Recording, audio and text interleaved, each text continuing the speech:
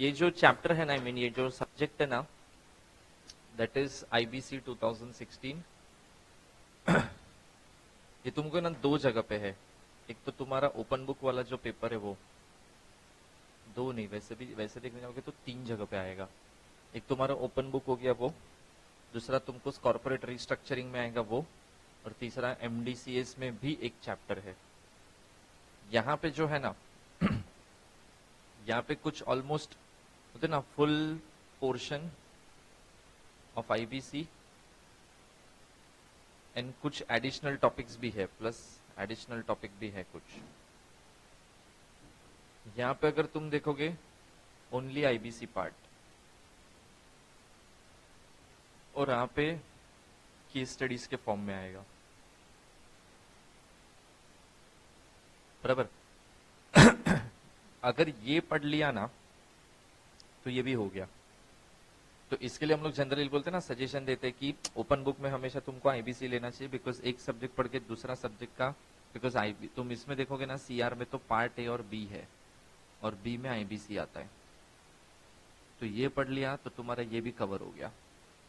हाँ, बस खाली फर्क इतना है, इसको पढ़ने का तरीका थोड़ा अलग रखना पड़ेगा, इसको थोड़ा अलग रखना पड़ेगा। ये ओपन बुक है, ये नॉर्मल जैसे एग्जाम्स होगी वैसा होएगा, बस इतना खाली फर्क है। बाकी कंसेप्ट एवरीथिंग इज सेम। देखो मैं है ना तुम्हारे बुक में एक बार देखो कितने चैप्टर्स है, कुछ 17, 18, 21 कितना दिया है, 17 दिए है ना। ठीक है, मैं है ना मॉड्यूल के हिसाब से नहीं जा रहा हूं। मैं क्या कर रहा हूं, जैसे इसमें टोटल है ना 244 सेक्शंस है। हम लोग है ना स्टार्ट करेंगे सेक्शन 1 से लेके लाइन से जाएंगे लास्ट 244 तक, बराबर। और ये जैसे ही पूरा खत्म हो गया तुम्हारा बुक भी हो गया। बट मैं है ना चैप्टर वाइज नहीं करवाऊंगा, बिकॉज इसमें कैसा है ना सीक्वेंस बहुत आड़ा था। जैसे पहले कुछ और सीक्वेंस है, बीच में वापस कुछ और आएगा, वापस एंड में कुछ और आएगा, तो वो सीक्वेंस सही नहीं है बराबर। कुछ कुछ जगह पे अदरवाइज बराबर है। बट हम लोग क्या करेंगे, लाइन से जाएंगे ना तो कनेक्टिविटी मिलेगा कि सेक्शन वाइज क्या है। ठीक है, और देखो अपने पास है ना सफिशिएंट टाइम है। तुम्हारा एग्जाम जून है, ऑलरेडी तुम्हारा एक सब्जेक्ट हो गया, बराबर। एमडीसीएस भी नम्रता वाला पार्ट हो गया। So we have sufficient time. तो हम लोग है ना मैं तुमको पूरा 244 सेक्शंस लिखाऊंगा, तुम्हारा हैंड रिटन पूरा नोट्स रेडी हो जाएगा। यही नोट्स ओपन बुक में तुम लेके जा सकते हो, सीआर भी उसमें से ही पढ़ना, सब कुछ उसमें से ही करना चलेगा, मॉड्यूल हाथ मत लगाओ। ठीक है, चलो तो सबसे पहले कर लो।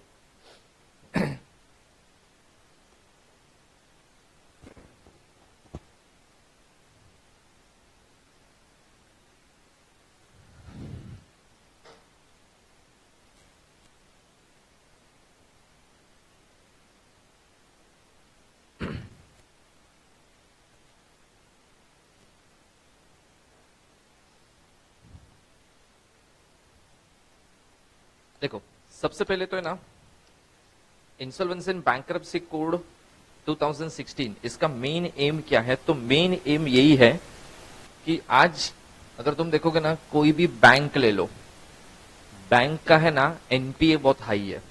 NPA is non performing assets. Non performing assets की सिचुएशन अगर तुम देखोगे ना तो बैंक लोन दे देता है बट फिर रिकवर नहीं कर पाता, बराबर।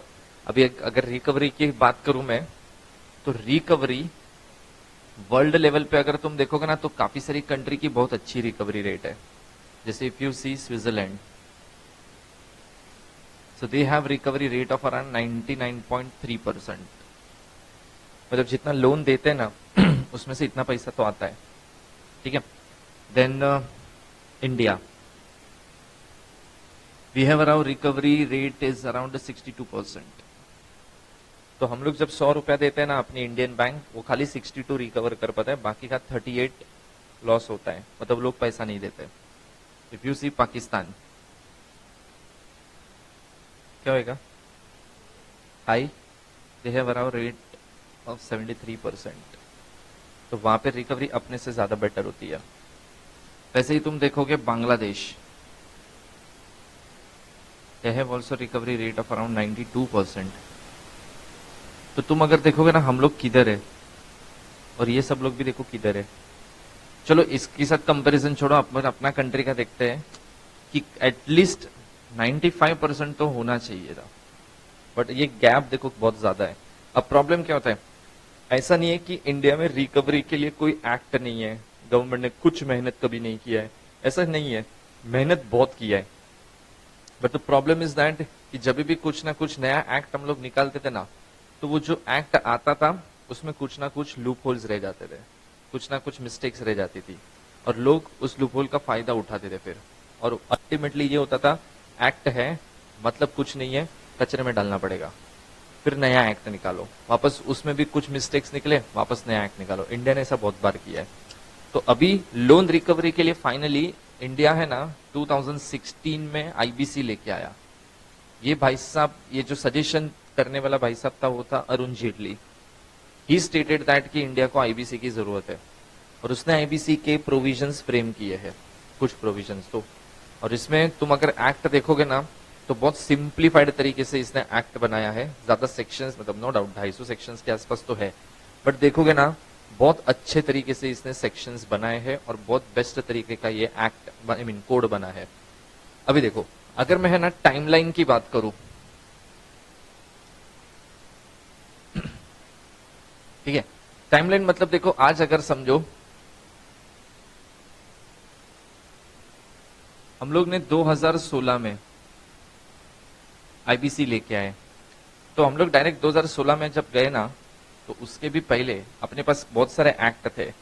तो क्या क्या टाइम पे क्या क्या एक्ट निकाले थे हमने, और उसमें क्या क्या प्रॉब्लम्स थे, ठीक है, वो देखना है। देखो, सबसे पहले इंडिया ने जो एक्ट बनाया था वो था, उसको ऐसा बोलते थे सिका, that is sick industrial companies act, ठीक है। इसका शॉर्ट फॉर्म सिका है, but otherwise it's a sick industrial companies act 1956, ठीक है। अब ये जब 1985 है, ये जब हमने निकाला था ना, तो प्रॉब्लम ये था कि नाम क्या लिखा है, सिक इंडस्ट्रियल कंपनीज एक्ट। तो पहले तो सिक कंपनी में किसको बोलूं, तो एक्ट के अंदर उन्होंने ये लिखा, which company will be treated as a sick company, और सिक कंपनी का डेफिनेशन बनाया। और सिक कंपनी की डेफिनेशन कुछ ऐसी थी कि अगर कोई भी कंपनी, उसका paid up capital plus free reserves अगर 5 साल में उससे ऊपर तुम्हारा लॉस चला गया, समझो मेरा paid up capital free reserves है 10 करोड़, और मेरा कंपनी का लॉस 10 करोड़ के ऊपर चला गया, मतलब मेरा पूरा paid up capital free reserve साफ हो चुका है, मैं उससे भी ज्यादा लॉस में चला गया है, मेरी कंपनी को गवर्नमेंट क्या डिक्लेयर करेगा, सिक कंपनी। फिर एक बोर्ड बैठेगा, बोर्ड मेरी कंपनी को कैसे रिवाइव करना है, उसको कैसे जिंदा रखेंगे, नहीं पॉसिबल है तो वाइंडिंग अप करवा देंगे। बट ये सब प्रोसेस में ना बहुत टाइम लगाते थे ये लोग, बराबर। तो ये धीरे धीरे मतलब इम्प्लीमेंट तो किया था, काफी सारी कंपनी को इसके अंदर रिवाइव भी किया था, बट जो रिजल्ट हम लोग एक्सपेक्ट कर रहे थे वो हमको रिजल्ट कभी नहीं मिला। तो इसको छोड़ दिया कि भाड़ में गया, अभी ये नहीं करना है। फिर ये लोग एक दूसरा एक्ट लेके आए डेट रिकवरी के लिए, ठीक है। इसका जो ईयर था वो था 1993, बराबर। इसके बाद एक था सिक्योरिटाइजेशन एक्ट, इसको हम लोग बोलते हैं सरफेजी एक्ट, इसको लाए थे 2002 में। अभी देखो, ये जितने भी एक्ट आए ना, पहले तो डेट रिकवरी आया। डेट रिकवरी इन्होंने क्या किया था, डेट रिकवरी के एक अंदर अच्छी चीज की थी, अगर इसके फीचर्स की मैं बात करूं तो सबसे पहला इन्होंने बनाया था स्पेशल कोड। स्पेशल कोड का नाम रखा था DRT एंड DRAT, बराबर। Date recovery tribunal, date recovery appellate tribunal. Case इनके पास ही जाएगा अगर कोई भी पर्सन डिफॉल्ट मारेगा। तो अगर समझो मैंने लोन रीपे नहीं किया तो पहला मैटर जाएगा DRT में, और ये जाएगा फिर DRAT में। ये जितने भी थे ना, ये सब मिला के लेस देन 40 थे, मतलब ये कुछ 33 के आसपास थे, और ये कुछ 5 थे, बस इतने ही थे। अब प्रॉब्लम था, इन लोग को टारगेट दिया गया था टू रिजॉल्व इश्यू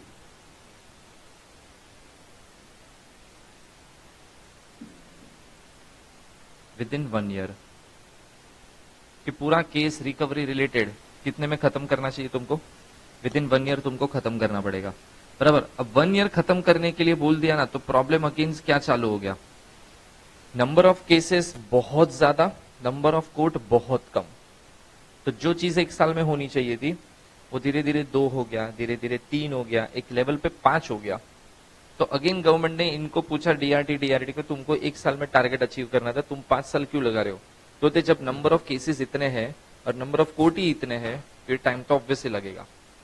तो उनको क्या लगा कि ये तो पर्पस सर्व नहीं हो रहा है, बहुत ज्यादा टाइम कंज्यूमिंग प्रोसेस, मतलब इधर भी टाइम लग रहा था, वही घूम फिर के इधर भी हो गया चालू। इनिशियली इधर नहीं हो रहा था प्रॉब्लम, बट जैसे जैसे केस बढ़ गए इधर भी ये प्रॉब्लम चालू हुआ। तो ये लोग ने इसको हटा के फिर ये लेके आए, दैट इज सिक्योरिटाइजेशन एक्ट बोलते हैं, जिसको सरफेसी एक्ट बोलते हैं। अभी इसके अंदर भी अगर फीचर्स की मैं बात करूं तो इसके अंदर सबसे पहली चीज, only bank can take action. तुमने ये वर्ड सुना है, एनबीएफसी होता है, एनबीएफसी भी पैसा देते हैं, बट एनबीएफसी को पैसा रिकवर नहीं हुआ तो वो भी तो केस करेगा। ये एक्ट में क्लियर कट लिखा था, खाली बैंक केस करेगा। तो क्वेश्चन आता है एनबीएफसी किधर जाएगा? तो एनबीएफसी को ऐसा बोल दिया था, तुम है ना नॉर्मल कोर्ट में सिविल केस फाइल करो, और नॉर्मल सिविल कोर्ट फाइल होता है ना case, it will take around 10 to 15 years for the recovery of loan. चलो 15 साल में पूरा पैसा रिकवर भी हो गया, आज मेरे को 100 करोड़ मिलना चाहिए, ये पैसा मेरे को 15 साल बाद मिलेगा। What is the value of 100 crore after 15 years? कम की ज्यादा? कम। मनी की वैल्यू कम हो जाएगी, बराबर। तो जो पैसा आज मेरे को मिलना चाहिए था वो मेरे को 15 साल बाद मिल रहा है, बट मेरे लिए उस पैसे की वैल्यू तो कम हो गई ना। जो टाइम पे मिलना चाहिए था वो टाइम नहीं मिला, तो मतलब नहीं है। तो इधर खाली बैंक को एक्शन लेने का पावर था। दूसरा 60 days प्रोविजन था इसमें। 60 days प्रोविजन में क्या होता है कि जिस टाइम पे बैंक को पैसा नहीं मिला ना, बैंक ने बोला ना ये बंदा डिफॉल्टर बन गया, जैसे ही डिफॉल्टर बना ना, बैंक उसको नोटिस भेज देता था, तुमने डिफॉल्ट मारा है, they are giving you 60 days time to repay this loan money. अगर तुम नहीं दे रहे हो तो 61st डे को आके हम तुम्हारी प्रॉपर्टी सील मार देंगे, और प्रॉपर्टी सील मार के उसको बेच के ऑक्शन करके पैसा निकाल लेंगे। ठीक है। सो तीसरा था auction power is given to bank.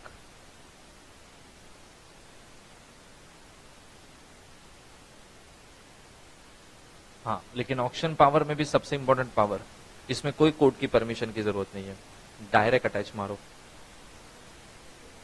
हाँ हाँ, वो 61st डे पे होएगा। 60 days मेरे को टाइम देंगे, देख इज्जत से भरना है भर दे पैसा, 60 days का टाइम है। 61st डे हो गया, सीधा सुबह सुबह आएंगे, पुलिस, लोकल एरिया का कोर्ट का जो जुडिशियल ऑफिसर होएगा वो, ठीक है, उसको सबको लेके आएंगे, वहां पे प्रोसेस करेंगे, नोटिस चिपकाएंगे, वो लोग ताला वाला मारेंगे, वो लाल कलर वाला सील मारते वो मारेंगे, और प्रॉपर्टी सील हो गया।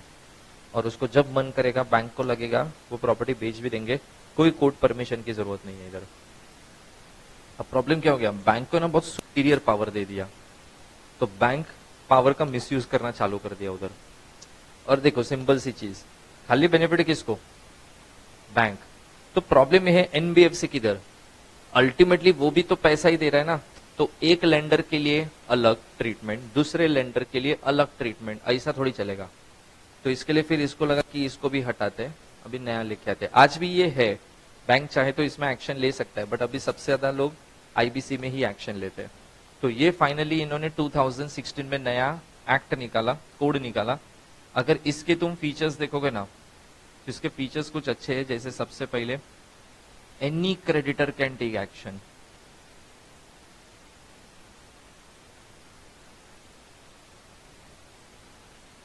ओके, एनी क्रेडिटर का मतलब क्या होता है, समझो मैं है ना, मैंने लोन लिया है, ये दो बैंक है, ये दो बैंक से लोन लिया 1.5 करोड़ रुपए का, नहीं दिया तो ये मेरे ऊपर एक्शन लेंगे अंडर आईबीसी। समझो उसने ना मेरे को रॉ मटेरियल सप्लाई किया है 2 करोड़ का, अब 2 करोड़ का रॉ मटेरियल सप्लाई किया है, ये मेरे को है ना पैसा मांग मांग के थक गई मेरे से, लेकिन मैं पैसा नहीं दे रहा है, मुझे भी उसको पैसा देना है, तो अल्टीमेटली मेरे लिए भी वो क्रेडिटर ही है ना, ये एक फाइनेंशियल क्रेडिटर हो गए, मैंने लोन लिया बराबर, और इससे भी मेरे को पैसा देना है, मुझे अल्टीमेटली पैसा दोनों को देना है, एक को लोन के नाम पे देना है और एक ने मेरे को रॉ मटेरियल सप्लाई किया है उसके नाम पे देना है। पहले अब तक जितने भी लोग थे ना, इसमें खाली बैंक, इधर तो खाली बैंक, इधर तो बैंक एनबीएफसी सब आते थे, इन्होंने इधर क्या किया पता है, बैंक, एनबीएफसी, इवन इफ कोई गुड्स सर्विस प्रोवाइडर है ना, वो भी केस कर सकता है। मतलब अगर जिससे मैंने रॉ मटेरियल खरीदा है उसने मेरे को मतलब रॉ मटेरियल दे दिया, मैंने उसको पेमेंट नहीं किया अब तक, तो वो भी इधर जाके केस कर सकता है for the recovery of money, बराबर। बट इसमें एक मॉनिटरी लिमिट है, उसके ऊपर ही तुम्हारा अमाउंट होना चाहिए। इसने मेरे को 5,000 का गुड्स दिया, मैंने 5,000 नहीं दिया, ये 5,000 के लिए आईबीसी नहीं करवाएगी मेरे से। वो गुड्स का एक वैल्यू प्रिस्क्राइब्ड है, उतना कम से कम होना चाहिए। दूसरा, option for revival is available. Option for revival is available का मतलब क्या होता है? अगर समझो कोई बंदा मरता रहेगा तो तुम उसको मार डालोगे कि बचाने की ट्राई करोगे? पर तुमको पता है कि कुछ उम्मीद नहीं है, मरने ही वाला है, तो भी बचाएंगे, ट्राई तो मारेंगे ना। सेम चीज इधर भी है। अगर जैसे समझो मैंने पैसा नहीं दिया तीनों को, बराबर, तुम मेरे पे ना हर रोज झगड़ा करने आते हो, पैसा कब दोगे, पैसा दोगे। बोला मैं है ना पूरा कंपनी भी बेच डालेगा, खुद को भी बेच डालेगा, तो भी तुम्हारा लोन भर नहीं पाएगा। तो गरीब से पैसा क्या मांग तुम लोग? तुम बोलोगे देखो ये सब लेने के टाइम पे तो नहीं बोला था ना, और हमारा तो ऑफिशियली बनता है पैसा लेना। बोले एक काम करो, तुमको पैसा चाहिए ना, जाओ जाके केस करो। तुमने केस कर दिया, मेरे को कोर्ट में बुलाया कि इसका पैसा कब देगा, टोटल तूने 3 करोड़ खाया है। बोला मेरा बैलेंस शीट देख लो, मेरा बैंक अकाउंट देख लो, मेरे घर के असेट टोटल मार लो, फिर भी 1 करोड़ के ऊपर नहीं है। तुम बताओ मैं कहां से पैसा दूं? क्या ऑप्शन है फिर? मेरे पास तो कुछ ऑप्शन ही नहीं है। तुमने समझो कोर्ट ने सब कुछ टोटल मारा, टोटल सब कुछ मिल रहा है खाली 1 करोड़ रुपया, मैं तुमसे उधारी लेके बैठा हूं 3 करोड़, मैं पैसा देगा कहां से? और तुमको भी एक चीज समझ गया, और मैं तो तुमको अगर ऐसा भी बोल दूं ना, ऑनेस्टली बोल रहा हूं, मेरे को भी ना पैसा देना है, मेरे को तुम्हारा पैसा डुबाने में कोई इंटरेस्ट नहीं है। मैं तो ऐसा सोचता हूं तुम्हारा पैसा दूं ताकि इन फ्यूचर तुम मेरे को वापस लोन दो, और मैंने जेन्युइनली लोन लिया था तो जेन्युइनली मैं रीपे करना चाहता हूं। अब इसमें ना 2 कैटेगरी के लोग होते हैं, एक जो जेन्युइनली रीपे करना चाहते हैं, और एक जो विजय माल्या टाइप होते हैं, जिसको पैसा लेके भागने में इंटरेस्ट ज्यादा होता है। देखो अगर मैं सेकंड कैटेगरी में आया तो वो तो टोटली डिफरेंट थिंग है, लेकिन अगर मैं फर्स्ट कैटेगरी में आता हूं, मैं सच में तुम्हारा पैसा देना चाहता हूं 3 करोड़, बट देगा कहां से? तो प्रॉब्लम है। तो तुम बोलोगे मेरे को नहीं पता, मेरे को मेरा पैसा चाहिए। मैं तुमको ऐसा बोलता हूं, तुमको पैसा चाहिए ना, मेरे को तो पैसा देना भी है। You give me suggestion, I will do that and I will repay your entire money. तो तुम सजेशन में क्या दोगे? तुमको पता है साला इसका तो टोटल मारने पे भी 1 करोड़ मुश्किल से हो रहा है, इसको देंगे कहां से पैसा? आई मीन ये लाएगा कहां से पैसा? किडनी बेच दो, बट एक ही बेचेगा ना, उससे भी तो ज्यादा नहीं आएगा। ठीक है, अब प्रॉब्लम ये है मैं देना चाहता है पैसा नहीं। तो अगर समझो मैं तुमको ऐसा सजेशन दूं, तुम तीनों मेरे बैंक हो, मैंने तीनों से ना तुमसे 1-1 करोड़ रुपया लिया है, मैं तुमको ऐसा बोलूं तो तुमको भरोसा आएगा क्या मेरे पे? मेरा देखो एक काम करो, तुम्हारा तीनों का 1-1 करोड़ है, मेरे को है ना तुम तीनों 50 लाख और दो। तो तुम बोलोगे क्यों? मतलब देखो 50 लाख से तुम्हारा टोटल कितना आएगा मेरे पास? 1.5 करोड़। ये 1.5 करोड़ में जेन्युइनली एक्सपर्ट बुला के बिजनेस हैंडल करने देगा, और अच्छे से पैसा लगाएगा, अच्छे से बिजनेस एक्टिविटी करेगा, सिस्टमैटिक वे से प्रॉफिट कमाएगा, और तुम्हारा पहले का 3 करोड़ अभी का 1.5 crore, total 4.5 crore properly with interest पे करेगा। दोगे पैसा? देखो अब वो तो है नहीं, क्यों क्या प्रॉब्लम है? जेन्युइनली देगा मैं पैसा, पूरा पैसा देगा। हाँ देखो अब लोग यही मानते ना, जो एक बार नहीं दे रहा है, देखो तुम एक बार फटका खा चुके ना किधर, तुम वापस उधर और पैसा नहीं दोगे। समझो तुम्हारा दोस्त, तुमने मांगा, तुम्हारे दोस्त ने कि 1000 रुपया दे, तुम मांग मांग के थक गए, वो देता नहीं है, तो वो तुमको और बोलेगा एक काम कर 500 और दे, फिर पक्का 1500 साथ में देगा। तुम पागल थोड़ी हो जो अभी और 500 उसके ऊपर लुटाओगे? कोई नहीं लुटाएगा ना, ये तो ऑब्वियस ही चीज है। लेकिन इधर ये ऑप्शन भी है कि अगर ऐसा पॉसिबल है, बट इसके लिए ना पूरा बिजनेस स्टडी किया जाता है कि इस पर्सन के बिजनेस का फेलियर का रीजन क्या है, क्यों ये लोन रीपे करने की कैपेसिटी में नहीं है। तो इधर एक्सपर्ट आएंगे, बिजनेस को चलाएंगे, बिजनेस को मैनेज करेंगे, जरूरत पड़ा तो बैंक से और लोन लेंगे, बिजनेस में इन्वेस्ट करेंगे और सिस्टमैटिक वे से पैसा देंगे। लेकिन अगर ये ऑप्शन अवेलेबल नहीं है तो फिर last option is the winding up. बराबर, बस ये दो ऑप्शन हो सकता है। आज तक है ना, रिवाइवल पे ज्यादा ध्यान कभी नहीं दिया था, रिवाइवल पे इधर ही ध्यान दिया था। इधर इधर कभी रिवाइवल पे ध्यान नहीं दिया था। इधर और इधर तो पता है कैसा, इधर पैसा नहीं दिया, असेट बेच के खत्म करो, कंपनी बंद कर दो, असेट बेच दो, पैसा निकाल लो, कंपनी बंद कर दो, असेट बेच दो, पैसा निकाल लो। लेकिन देखो, कंपनी बंद करना is not the ultimate solution. कभी कभी ऐसा भी हो सकता है ना कि पर्सन लोन नहीं दे पा रहा है बिकॉज उसके बिजनेस स्ट्रैटेजीज, बिजनेस प्लान सही नहीं है। बाकी कैपेबिलिटी है, टैलेंट है, बट शायद एग्जीक्यूशन में प्रॉब्लम हो रहा है, इसकी वजह से फेल हो रहा है। तो वो ठीक हो गया तो सही है ना।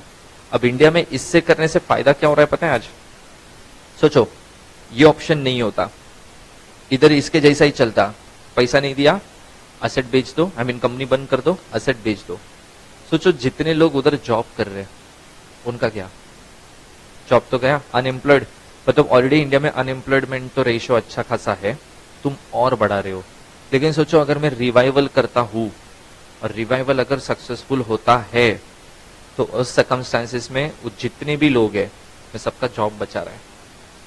अब तक टिल नाउ 2016 से लेके 22 तक ऑन एन एवरेज 80 कंपनीज का सक्सेसफुली रिवाइवल हुआ है। और अगर 80 कंपनीज में 10 एम्प्लॉय भी मैं गिनता हूं ना तो 800 लोग का जॉब बचा है। और सोचो अगर ये बंद होता ना तो 800 और अनएम्प्लॉयड हो जाते। इसके लिए रिवाइवल का ट्राई मारते। जैसे देखो, जो मर रहा है ना, मार मत डालो, खत्म मत कर दो उसको, देखो बचा सकते हो क्या, क्या पॉसिबिलिटी है, क्या वो कंपनी को मैं वापस ऑन ट्रैक लेके आ सकता हूँ क्या, ये ट्राई मारना है। और अगर फिर ऐसा लगता है ना कि नहीं सब कुछ देख लिया, कुछ नहीं हो सकता इसका, फिर लास्ट में winding up is the option.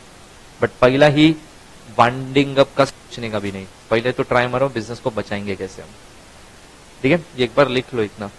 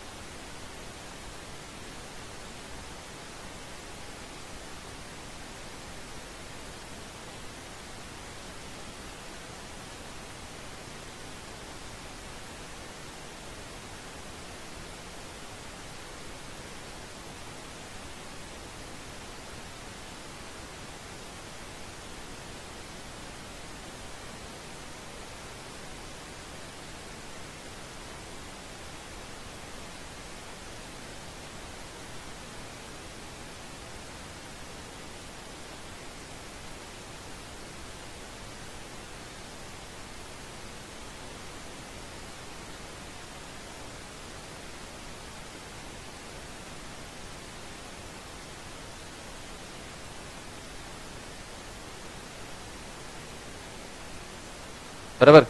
तो यहाँ पे क्या होएगा कि यहाँ पे पर्सन अपनी पोजीशन पे है, तो बट वो इधर से इधर भी जाएगा ना, तो भी उसको 3 महीना लगेगा कोर्ट से सर्टिफिकेट आने के लिए।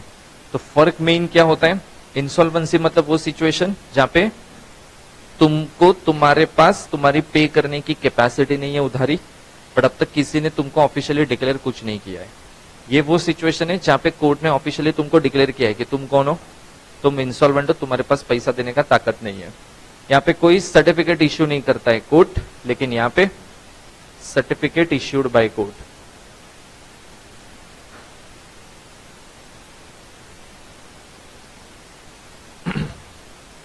ठीक है। देन तीसरा, ये पहले आता है कि ये पहले आता है? हमेशा। ठीक है। So insolvency takes place before bankruptcy.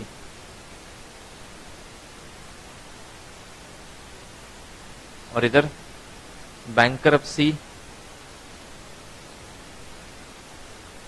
takes place after insolvency।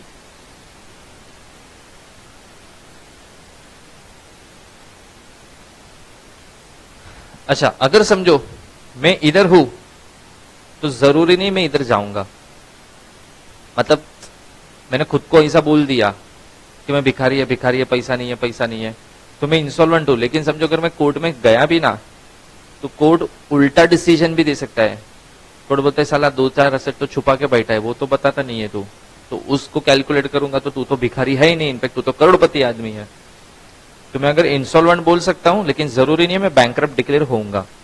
लेकिन अगर मैं बैंकरप्ट डिक्लेयर हो गया ना, इसका मतलब मैं इंसॉल्वेंट तो था, तब मैं बैंकरप्ट बना।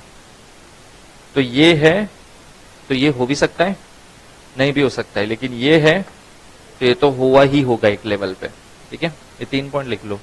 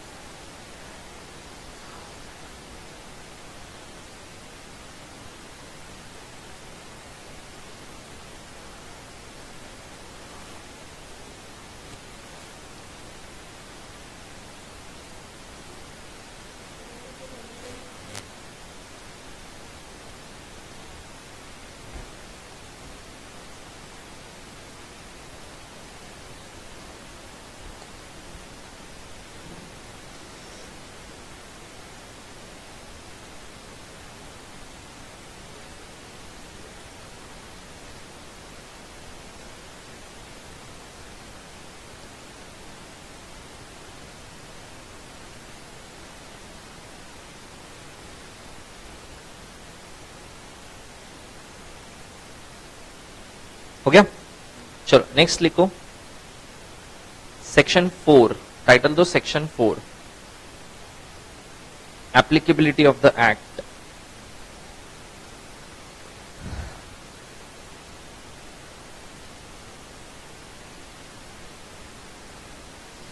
देखो 244 सेक्शंस है, मेरे हिसाब से एटलीस्ट 50 सेक्शन याद रखना, at least.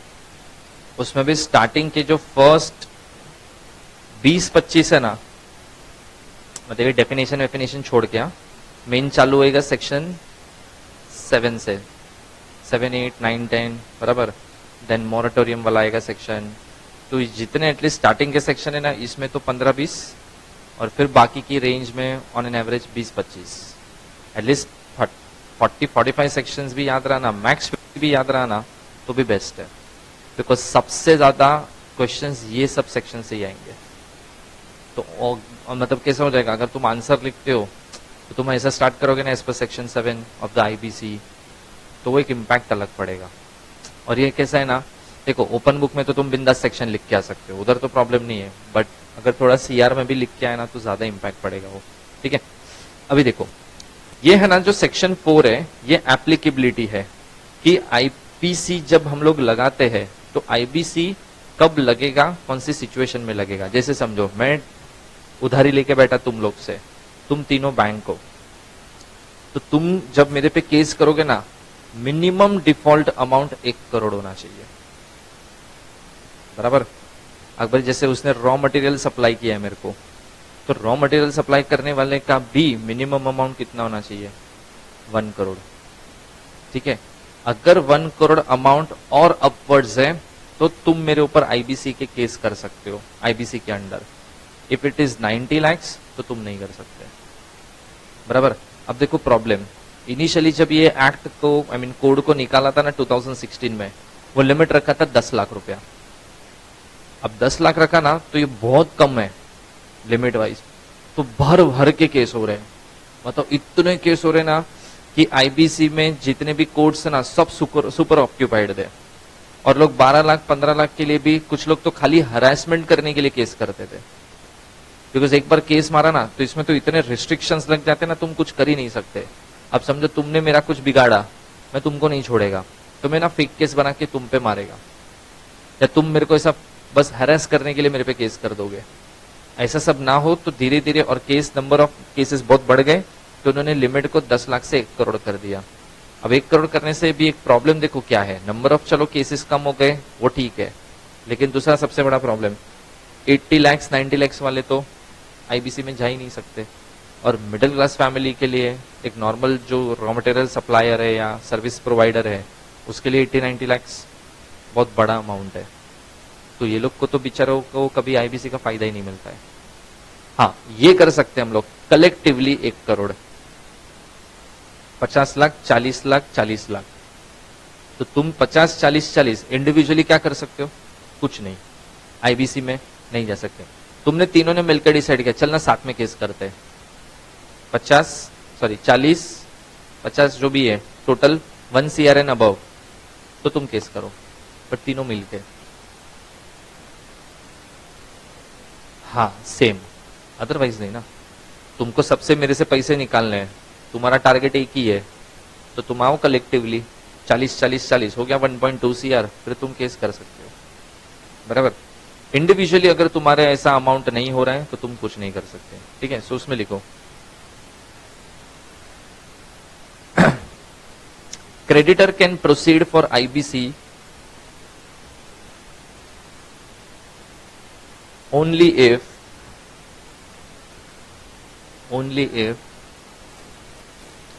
default amount is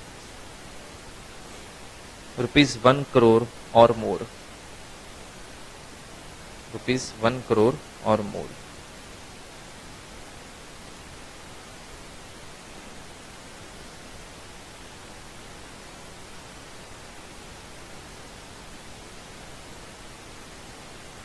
next लिखो सेक्शन 5 डेफिनेशंस।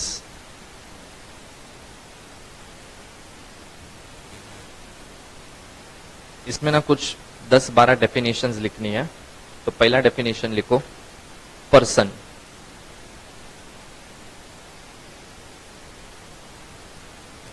पर्सन मतलब कौन होता है,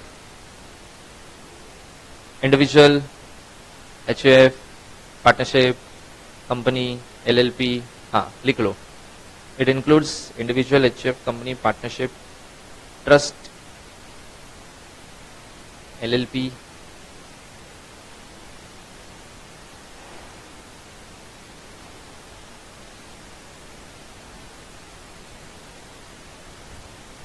or any other entity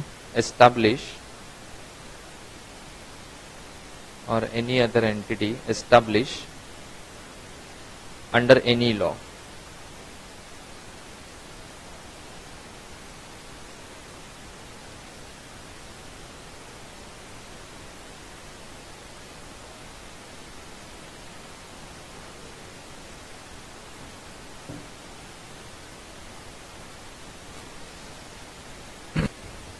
चलो नेक्स्ट लिखो,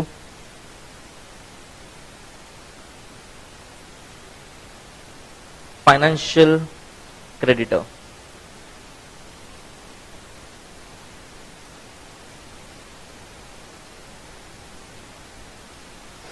अच्छा अभी है ना दो डेफिनेशन साथ में पढ़नी है। देखो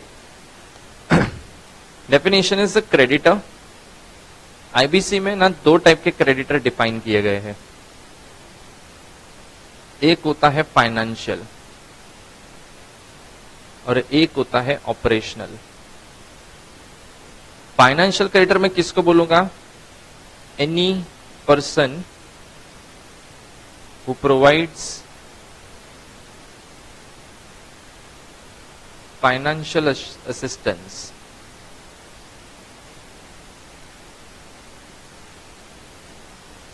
to the debtor। जैसे जनरली आते एग्जाम्पल में बैंक हो गए, एनबीएफसीज हो गए, ये सब लोग को मैं क्या बोलूंगा? ये सब लोग कौन है? Financial creditor. तो समझो मेरा एक बिजनेस है, मैंने बैंक से जाके 2 करोड़ रुपए का लोन ले लिया। बैंक को मैंने बोला था ये 20 साल के अंदर में पूरा लोन रीपे कर देगा 2 करोड़ का। बैंक ने मेरे को लोन दिया, अब मैं डिफॉल्टर बनता हूं, तो बैंक क्या है मेरे लिए? Financial creditor, because they provided financial assistance to me. तो फाइनेंशियल असिस्टेंस आईबीसी को यूज कर सकता है, ठीक है। लेकिन इसके बाद ना एक इन्होंने नया निकाला कि एनी पर्सन जो ऑपरेशनल क्रेडिटर में आएगा, any person who provides any goods or services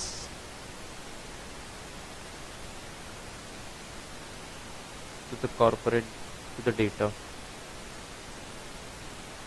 इस एग्जाम्पल में आते हैं रॉ मटेरियल सप्लायर या और भी कोई चीज जो बिजनेस के लिए सप्लाई कर रहे हैं, वो सब कौन आएंगे? वो ऑपरेशनल क्रेडिटर में आएंगे। अब आईबीसी में सबसे बड़ा एडवांटेज इन्होंने क्या दिया है पता है?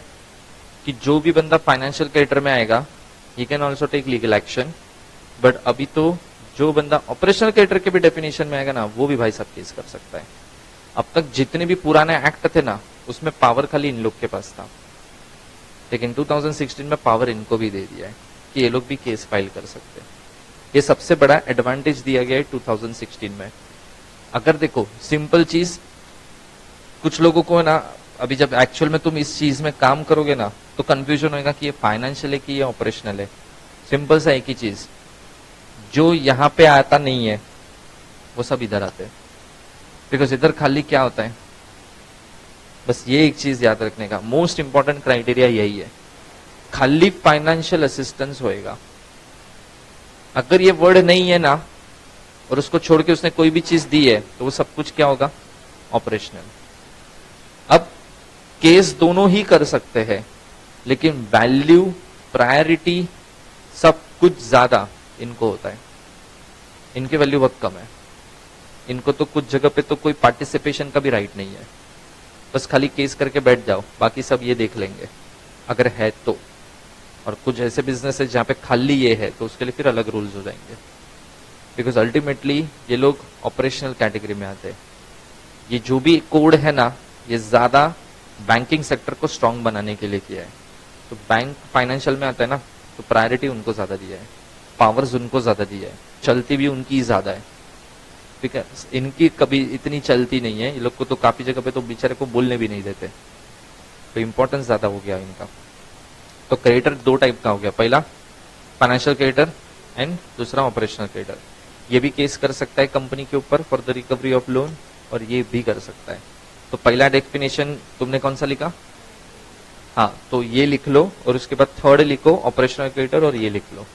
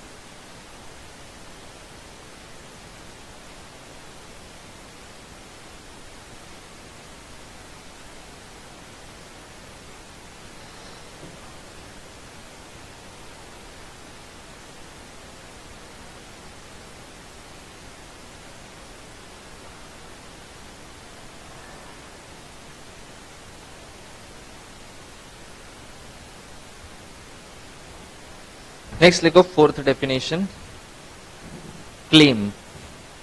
क्लेम क्लेम ये डेफिनेशन है ना, तुमको ध्यान से एक बार पढ़ना है, फिर मैं पूछूंगा और मेरे को बताना ये क्लेम आएगा कि नहीं आएगा। ठीक है, पहले लिख लो। It means a right to payment whether or not such right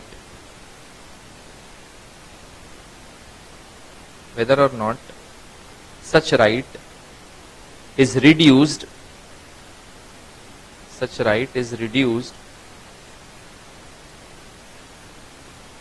to judgment, comma करके लिखो फिक्स्ड, कॉमा करके लिखो डिस्प्यूटेड, अनडिस्प्यूटेड, लीगल, सिक्योर्ड और अनसिक्योर्ड।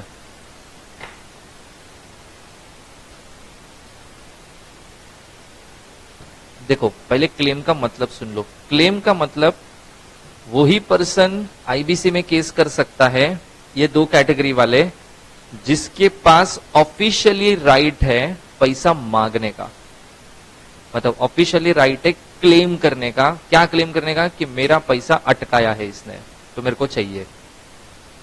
बराबर समझा? तो मुझसे मैंने समझो तीनों से 1-1 करोड़ रुपया उधारी लिया है, और मैंने है ना खाली 10 लाख रुपया दिया तुमको। समझो 2-2 करोड़ रुपया लिया है, तो मैंने तुमसे 6 करोड़ का लोन लेके बैठा हूं। मैंने 50 लाख लोन भर दिया, बाकी का पैसा मैंने अब तक तुमको तीनों को नहीं दिया। तुम्हारा तीनों का 1.5 करोड़ खा के बैठा है मैं पर पर्सन। तो तुम कोर्ट में जाके तुमने मेरे को एक नोटिस भेजा, ड्यू डेट था, तुमने सब ट्राई मार लिया। अब मैं तुमको पैसा नहीं दे रहा है, तुमको पता चल गया ये भाई साहब पैसा देने वाला नहीं है। तुमने जाके आईबीसी में केस फाइल कर दिया। तुम्हारे पास कितना रिकवरी का राइट है? 2 करोड़ की 1.5 करोड़, 1.5 करोड़। बाकी का क्या हुआ? वो तो रिकवर हो गया। तो तुम खाली कितने पे क्लेम करोगे? 1.5 सीआर पे करोगे। और 1.5 सीआर कोर्ट तुमको ऐसा पूछेगा, तेरे को देख के लगता नहीं है तूने 1.5 करोड़ दिया होगा इसको, तो तुम क्या बोलोगे? प्रूफ है ना भाई, लोन एग्रीमेंट बनाया है, सब कुछ है, तुम कोर्ट को दिखा दोगे, ये देख लो, पढ़ लो। कोर्ट ने पढ़ने के बाद बोला हाँ है तुम्हारे पास 1.5 करोड़ का राइट, इसका मतलब तुमने जो क्लेम किया ना उसको तुम प्रूफ के साथ दे रहे हो। और एक बार तुम्हारा क्लेम सही है ना तो ही तुमको पैसा मिलेगा, अदरवाइज तुमको पैसा नहीं मिलेगा। तो तुम्हारा क्लेम जो है ना, क्लेम का मतलब तुम जाके कोर्ट में ये बोलते हो कि मेरा इतना पैसा रिकवरी का राइट है, दैट इज योर क्लेम। अब क्लेम कैसा भी रहने दो, देखो लिखा है उसमें, क्लेम कोर्ट के डिसीजन के थ्रू आया है तो भी, क्लेम फिक्स्ड है तो भी, क्लेम डिस्प्यूटेड है तो भी, अनडिस्प्यूटेड है तो भी, लीगल और सिक्योर्ड है तो भी। अब ये सबका मतलब देखो क्या होता है। समझो तुम कितना बोल रहे हो? 1.5 करोड़ रुपया। मैंने ना काउंटर क्लेम किया कोर्ट में, मतलब झूठ बोल रहे हैं, 1.5 करोड़ नहीं है, 1 करोड़ 20 लाख है। तुम बोलते नहीं, झूठ क्या बोलते हो भाई, 1.5 करोड़ है। मतलब चुप रहे, 1 करोड़ 20 लाख है। तुम्हारा और मेरा झगड़ा हो गया। देखो पैसा रिकवरी साइड में, पहले तो फाइनल अमाउंट बताओ कितना बाकी है तुम्हारे हिसाब से। मेरे हिसाब से 1.2 सीआर। तो तुम मेरे को क्या बोलोगे? ठीक है ना, 1.2 बाकी है ना, मतलब 80 लाख पे किया ना, चलो प्रूफ दिखाओ 80 लाख पेमेंट का। तो मैं तुमको ऐसा बताऊं, तुम बताओ ना 1.5 करोड़ का प्रूफ। तो तुमने 1.5 करोड़ का प्रूफ मेरे को दिखा दिया। अब मैंने तुमको टाइम बोला, अच्छा ठीक है मेरे को 1 हफ्ते का टाइम दो, मैं प्रूफ लेके आता हूँ। 1 हफ्ते के बाद मैं प्रूफ लाया ही नहीं, या प्रूफ लाया बट कोर्ट ने बोला ये प्रूफ है ना बकवास है, ये तो सब फेक है, तुमने घर पे बैठ के बनाया है, ये सब थोड़ी चलता है। तो फाइनली क्लेम क्या हुआ? 1.5। तो तुमको 1.5 मिलेगा। लेकिन अगर समझो कभी ऐसा हुआ कि तुमने जो 1.5 करोड़ बोला, तो कोर्ट ऐसा नहीं बोलेगा अच्छा बैंक ना 1.5 करोड़ बोल रहा है तो 1.5 ही होएगा। कोर्ट मेरे को पूछेगा तू बता कितना क्लेम है। अगर मैंने बोला ना 1.2 सीआर और मैंने प्रूफ कर दिया ना, तो तुम्हारा क्लेम रिवाइज क्लेम हो जाएगा। कितना? 1.2 सीआर। समझा? तो क्लेम मतलब तुम्हारा लीगल राइट होना चाहिए। तुम इमेजिनरी अमाउंट सोच के बैठे हो, मेरे को शायद इससे ना इतना पैसा लेना होएगा, तो नहीं। हाँ इसमें देखो डिस्प्यूटेड भी लिखा है। डिस्प्यूटेड अमाउंट क्लेम में तब ऐड होता है जब वो डिस्प्यूट का प्रूफ देते हो तुमने कितना बोला था 1.5, मैंने कितना बोला 1.2, डिस्प्यूटेड अमाउंट इज 30, बाकी 1.2 तो मैं भी बोल रहा हूं है, 30 का डिफरेंस है ना। 30 का प्रूफ या तो तुम दो तुम्हारा पॉइंट प्रूफ करने के लिए, या तो मैं देता हूं मेरा पॉइंट प्रूफ करने के लिए। मतलब वो डिस्प्यूटेड भी कल एक लेवल पे सॉल्यूशन निकलेगा उसका कि तुम राइट थे कि मैं राइट था, अकॉर्डिंगली डिसाइड होएगा। अगर तुम राइट हुए तो 30 लाख ऐड होगा, और अगर मैं राइट हुआ तो 30 लाख माइनस हो जाएगा, बराबर। तो कोई भी बंदा आके पैसा नहीं मांग सकता है। अभी जैसे समझो इसने ना मेरे को सर्विस प्रोवाइड की है मेरी कंपनी में, और इसने बिल फाड़ा था 1,10,00,000 रुपए का। तो अगर ये जाके ऐसा बोलेगी ना, मैं फाइनेंशियल तो नहीं है बट मैं कौन है, क्योंकि मैंने भी तो सर्विस दी है ना 1,20,10,00,000 की, तो मेरा भी पैसा बनता है। अब देखो बैंक क्लेम करता है ना, लोन एग्रीमेंट दिखाता है प्रूफ के नाम पे, मैं इसको क्या बोलेगा, कुछ भी क्या फेंकती है, बता 1,10,00,000 का प्रूफ। ये सब बिल्स, कोटेशन भेजा था, इनवॉइसेस, हमारा ईमेल कम्युनिकेशन हुआ होएगा जहां पे कोटेशन फाइनलाइज किया होगा, ये सब कम्युनिकेशन लेके आएगी और बोलेगी कि देखो फाइनली इतने पे हमारा डील हुआ था, 1.10 lakh, sorry 1,10 lakh is the amount, और ये फाइनली बनता है इतना। और जैसे ही इसने ये क्लेम दिया, ये एज ऑपरेशनल क्रेडिटर भी अपना क्लेम सेटिस्फाई कर रही है, तो कोर्ट इसके नाम पे कितने का रिकवरी का राइट डिक्लेयर कर देगा, 1.10 CR। मतलब जो क्लेम था वो प्रूफ हो गया।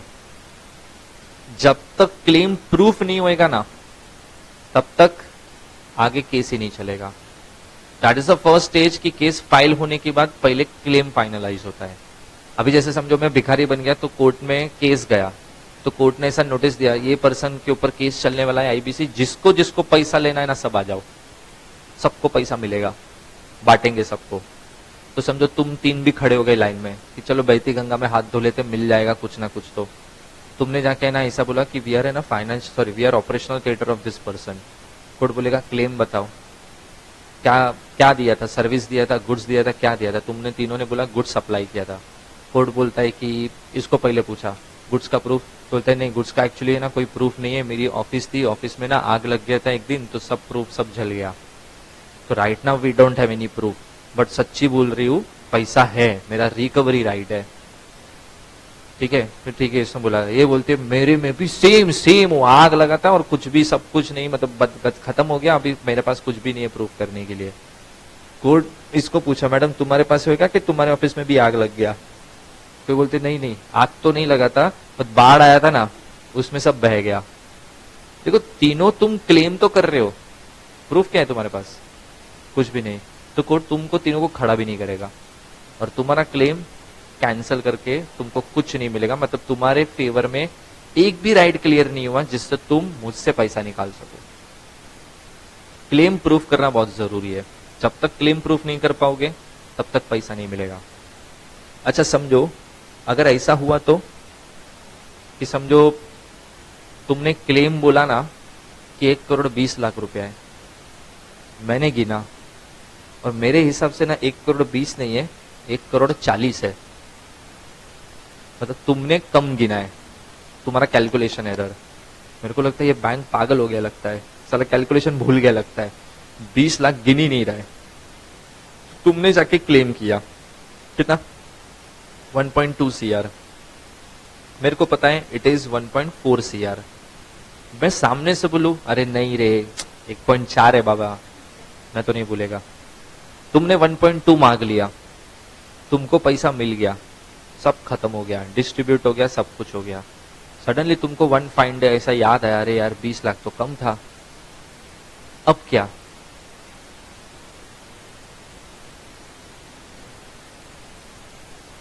लिक्विडेशन हो गया है, कंपनी बंद हो गया, गया फिर तो गया, बराबर। प्लस अगर समझो इन प्रोसेस होना, अभी तक फाइनलाइज हुआ नहीं है, प्रोसेस चल रही है, still you have right to modify your claim. But एक बार डिस्ट्रीब्यूशन ऑफ असेट चालू हो गया ना, फिर तुम कुछ नहीं कर सकते। फिर जितना क्लेम तुम सोच रहे थे, जितना तुमने फाइल किया था and actual amount is differ, तो गया तुम्हारा पैसा। देखो 1.25 बोल रहे थे और मैं 1.2 बोल रहा था, तुमने 1.5 प्रूव कर दिया तो उतना मिल गया, लेकिन 1.4 है, तुम 1.2 ही बोल रहे हो, तो मैं कभी पागल के जैसा सामने से नहीं आके बोलने वाला है, वो तुम्हारा गलती है, तुम भुगतो, बराबर। ठीक है, चलो उसके बाद लिखो नेक्स्ट इज अनडिस्प्यूटेड, मतलब उसके ऊपर डिस्प्यूट नहीं है। तुमने बोला कि मेरा 1 करोड़ खा गया है, तुम मानता हूं 1 करोड़ खाया मैंने, नहीं दिया, पैसा नहीं है, अनडिस्प्यूटेड। बिकॉज डिस्प्यूट कब होता है, तुमने क्लेम किया, मैंने काउंटर क्लेम किया, तो वो डिस्प्यूटेड बना। फिर प्रूफ एविडेंस ये वो सब इन्वेस्टिगेशन करने की जरूरत है। तुमने बोला 1 करोड़ खाया, बोला हाँ 1 करोड़ खाया है, मेरे पास भी प्रूफ है कि नहीं दिया है मैंने 1 करोड़, ठीक है, वो बहुत सॉर्टेड है। कितना हुआ डेफिनेशन, 3 की 4? 4, ओके। नेक्स्ट लिखो फिफ्थ,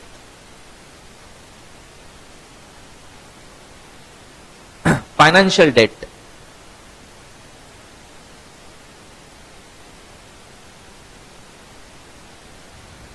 अब देखो क्लेम मतलब तुम्हारा राइट ऑफ रिकवरी, लेकिन जब मैं बोलता हूं ना मैंने तुमसे उधारी लिया है, तो उधारी में कौन से फॉर्म में ले सकता हूं, अलग अलग नाम से उधारी ले सकता है मैं, ठीक है। जैसे देखो उसमें लिखो इट इंक्लूड्स, और फिर नेक्स्ट लाइन में लिखो number 1, it includes number 1 borrowed money,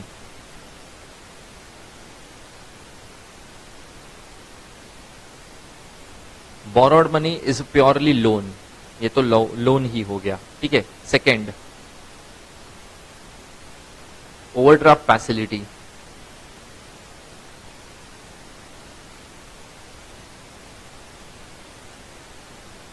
what is overdraft facility? Current account के ऊपर मिलता है, मेरे करंट अकाउंट में 1 करोड़ है बट मेरे को 1.5 करोड़ चाहिए, तो मैं ओडी लेगा 50 लाख का और उतना पैसा मैं ओडी के नाम पे, but OD is also purely loan, ठीक है। तीसरा लायबिलिटी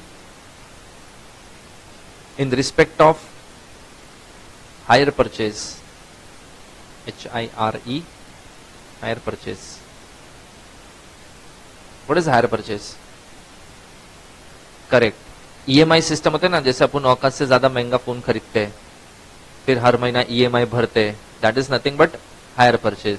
सेम चीज, कंपनी ने 10 करोड़ का कोई मशीन लिया किसी कंपनी से और अब उसको हर महीने EMI भरता है, बराबर, तो वो पर्सन भी अल्टीमेटली एक लोन जैसी सिचुएशन में है ना, तो उसको भी डेट ही बोलूंगा मैं।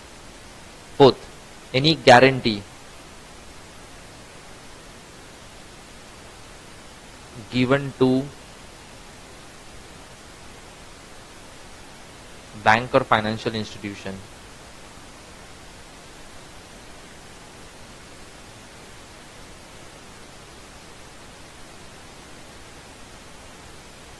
समझो किसी ने ट्रांजैक्शन किया है और मैं उसमें गारंटर बनाऊं कि ये पैसा नहीं देगा ना तो मैं दे देगा, तो समझो सच में उसने पैसा नहीं दिया तो साला मेरे को भरना पड़ रहा है।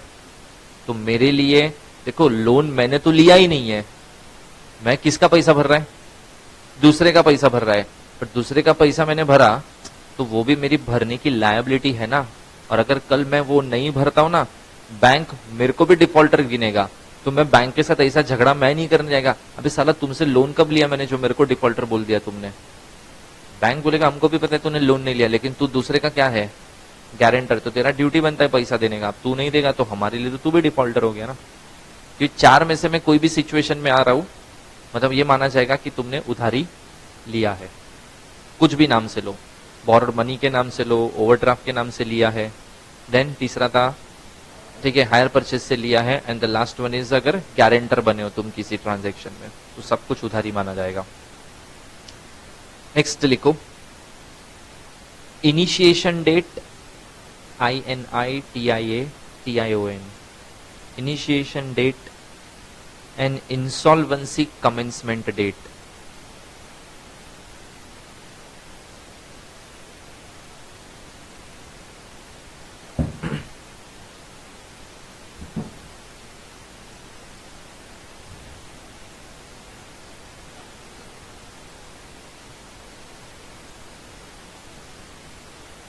अच्छा, आईबीसी में ना 2 डेट होती है।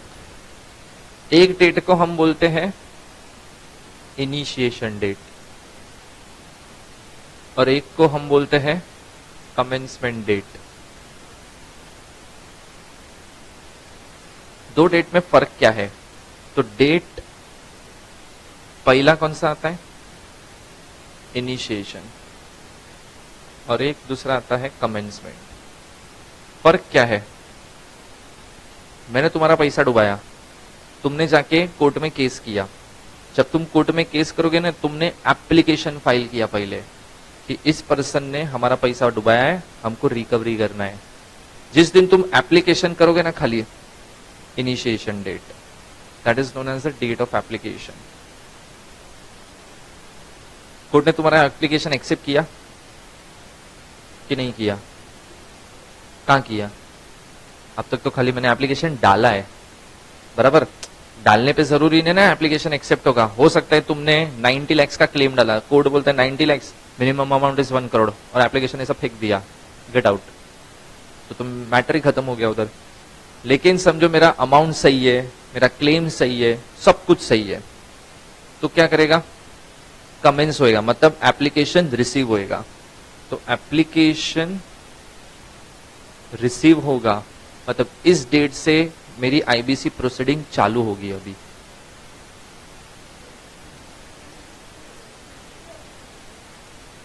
रिसीव मतलब उन्होंने एक्सेप्ट किया ना, that is known as received. अच्छा चलो एक्सेप्ट लिखो, एप्लीकेशन एक्सेप्टेंस फॉर प्रोसीडिंग, ऐसा लिख लो।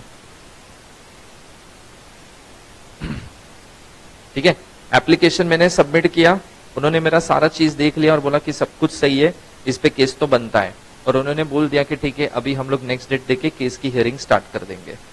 ये हो गया मेरा कमेंसमेंट डेट और ये हो गया मेरा इनिशिएशन डेट। तो इनिशिएशन डेट मतलब कौन सी डेट हो गई? Date of filing of application.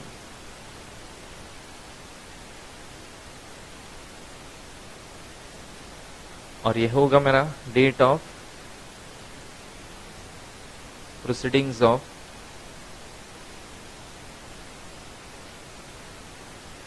IBC. ठीक है, तुम ये डेट पे हो ना, जरूरी नहीं है तुम इधर जाओगे, लेकिन इधर है मतलब तुम इनिशिएशन से ही आए होगे, दैट इज वेरी कॉमन। यहां से भी तुम्हारा रिजेक्शन होना चालू हो जाएगा। ठीक है, मैंने सबमिट किया बट कैंसिल कर दिया उन्होंने, लेकिन इधर से मेरी प्रोसीडिंग स्टार्ट हो जाएगी। फिर ये लिख लो। हाँ हाँ हाँ, दोनों में साथ में ही लिख दो इनमें।